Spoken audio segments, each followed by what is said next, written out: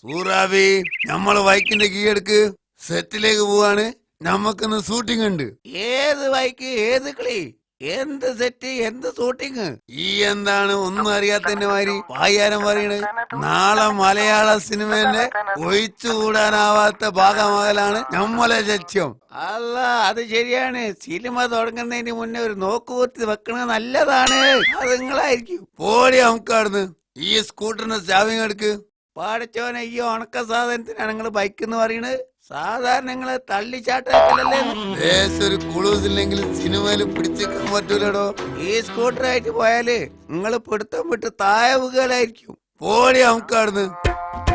സ്വപ്നമൊരു ചാക്ക്, തലയിൽ അത് താങ്ങിയൊരു പോക്ക്, ഉടയവനലിഞ്ഞ് ഓടി വരണേ, രക്ഷിക്കണേ, എന്റെ അമ്മണി കിണറ്റില് വീണേ. പടച്ചോനെ, ഈ സമയമില്ലാത്ത സമയത്ത് ആരാണ് കിണറ്റിൽ വീണത്? ഞമ്മക്ക് പെട്ടെന്ന് ഷൂട്ടിങ്ങിന് എത്തേണ്ടതാണ്.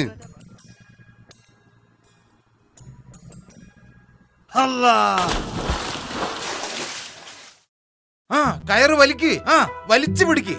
കുറച്ചാള് പിന്നോട്ട് നിക്ക്. ഇനി വലിച്ചു തുടങ്ങിക്കോ. ഗഫൂറേ, പിടുത്തം വിടരുതേ. വലിച്ചോ. വരട്ടെ. അമ്മണി, അയ്യോ എന്റെ പൊന്നു മോളെ. അത് ശരി, ഇതാ അമ്മിണി. വെറുതെ പിടം വരെ ഓടി. എന്തായാലും നമ്മളെ ഗഫൂറിനെ സമ്മതിക്കണം. കേവലം ഒരു നാക്കാലിന്റെ ജീവൻ രക്ഷിക്കാൻ വേണ്ടി സ്വന്തം ജീവനും ജീവിതവും പണയപ്പെടുത്തി ഈ വലിയ കിണറ്റിലേക്ക് എടുത്തു ചാടിയ ഗഫൂർ ഇന്ന് നമ്മുടെ നാടിന്റെ അഭിമാന. ധീരതയ്ക്കുള്ള കേന്ദ്ര ബഹുമതി വരെ ചിലപ്പോ അദ്ദേഹത്തിന് തേടി വരും. എന്റെ പൊന്നു ഗഫൂറേ, എനിക്ക് ആണായിട്ടും പെണ്ണായിട്ടും ഇവള് മാത്രമേ ഉള്ളൂ. നിനക്ക് 100 പുണ്യം കിട്ടും മോനെ. എന്താ ഞാൻ നിനക്ക് തരേണ്ടത്? വീട്ടിലാളില്ലെന്നേ ഉള്ളൂ, പൂത്ത പണുള്ള ആളാ.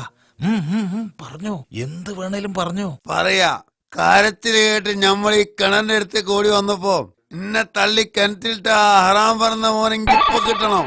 മോനെന്ന് ഞമ്മള് കൊല്ലും. ഓളൊരാടും പുണ്ണാക്കും.